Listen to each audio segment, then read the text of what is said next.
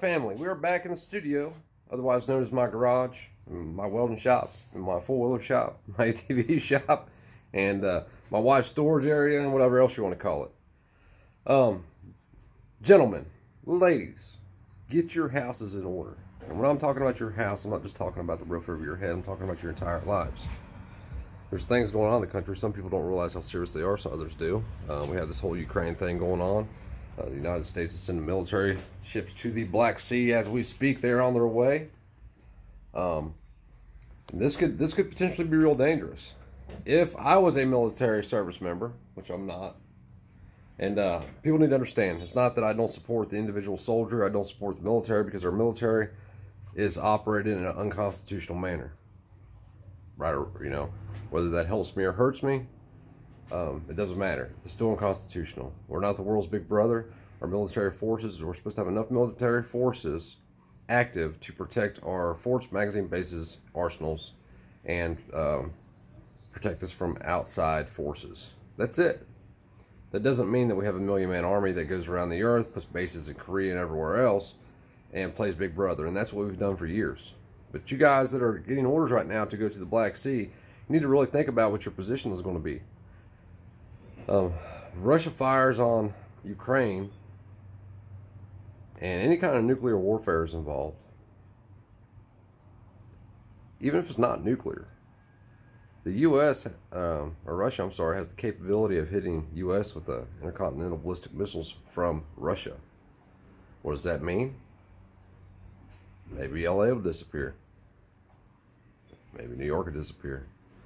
Maybe Juneau, Alaska will disappear. We don't know. I do know that any order given to you outside of this country is unconstitutional.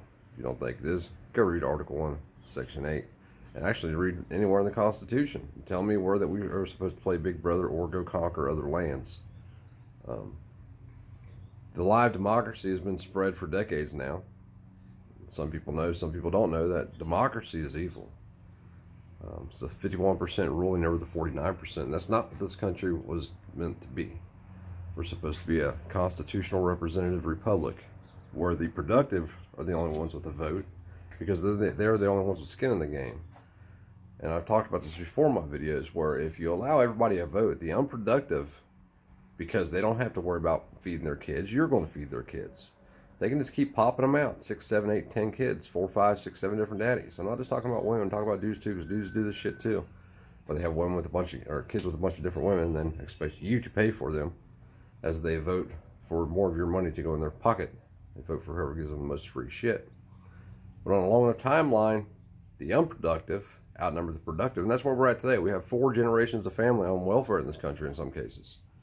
That's why we need to abolish welfare. If you can't feed yourself, you don't deserve to eat. And trust me, there's been a time in my life where I couldn't afford to feed myself, but I figured it out. For the past 2 years, you know, I had all the work injuries. I was off work, hurt my knee, went back to work, hurt my other knee, had surgery on both of them. Last 2 years, we could have collected, you know, all that bullshit. But we don't. You know why? Because we try to be responsible for our own lives in the best way that we can. That means that we can't eat steak for a month, because we have to buy, you know, we have to split that money up into two different meals instead of whatever, or buying steaks. That's what we do. If I have to go without eating so my kids will eat, that's what we do. We do whatever it takes to ensure our own survival, so we're not putting it off on the next person. That responsibility has been lost in this country. Self-responsibility. Now, our country has taken on responsibilities that are not ours, like playing Big Brother. Russia and Ukraine, what they have going on is none of our damn business. In my opinion, we shouldn't even be a part of NATO. I think that it's a bad thing that, you know, it's just bad, especially since we pump so much money into NATO anyway. We basically pay for it. You pay for it. I pay for it. My wife pays for it. Not so much me. I quit paying taxes in 2001. For anybody that doesn't know, I file exempt every year. If you fill out a W-4, somebody said, "Well, freedom. If you don't work, if you work for somebody else, you can't do that." Yes, you can. Go in your employer, go to your HR department, ask them for a W-4 that you already filled out once and you didn't notice this on, because nobody ever does. Fill it out how you would for state taxes. If you got 3 kids or 2 kids like I do and a wife, you can claim 9 dependents. which means you don't pay the state no taxes. Then you file exempt on federal. You get to keep all your money. And if they ever come after you, big deal. Who cares? If you're not willing to play that little game with them, then you're definitely not going to stand up next to somebody and die. That's kind of how I look at it. I'm done funding that which is immoral. And our federal government is very immoral. And it's going to continue on. There's always a point, you know, in the downhill spiral where it picks up speed, and we're seeing that now. Biden didn't do what we thought he was going to do yesterday, and I think he may have done worse, because what he did was, instead of he didn't want the federal government to create a red flag law, because if they do that, then they have to rely on the states allowing them to do that, to enforce that red flag law.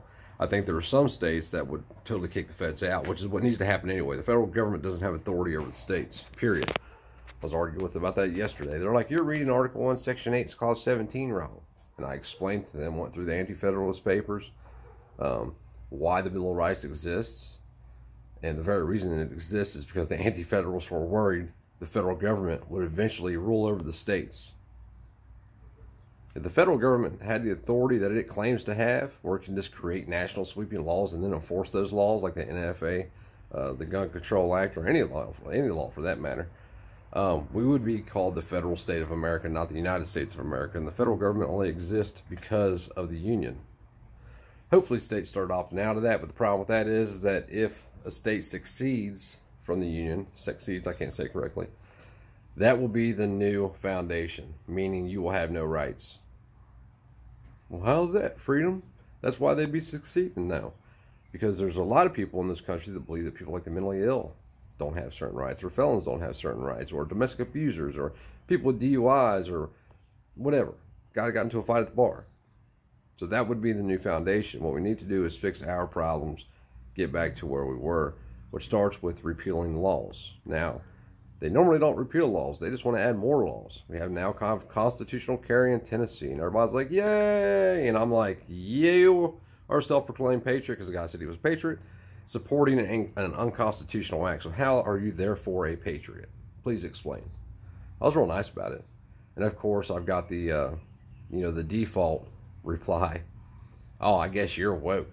2A is constitutional. That's what he said to me. I said, really? What is the 2A? Please explain. And how is it constitutional? If you can make the claim that something is constitutional or not, you should be able to back that with facts, verifiable facts that can be found in the Constitution or the documents that surround it. Really, you should be able to verify in the Constitution. But there's some things in the Constitution that people don't understand. For example, the Supremacy Clause, and then Article 1, Section 8, Clause 17. They want to say, well, the federal government has the authority to do this and the jurisdiction to do this because of the Supremacy Clause, which isn't true. Because if there's two clauses that are opposing each other, one says one thing, one says just the opposite, you default to what gives the people the most liberty. That's how it was written. That's what Thomas Jefferson said. Even Jefferson, before he died in 1828, realized that the experiment had already failed. He said the Supreme Court, being the sole arbiter of all things constitutional, is a dangerous doctrine and will lead to despotism. So you people out there relying on the Supreme Court to do your to have your best interest at heart, they don't. We've talked about this, the Heller decision. Everybody brings up the Heller decision, how good it was, right? I have been, I from day one have stood that the Heller decision was a terrible decision.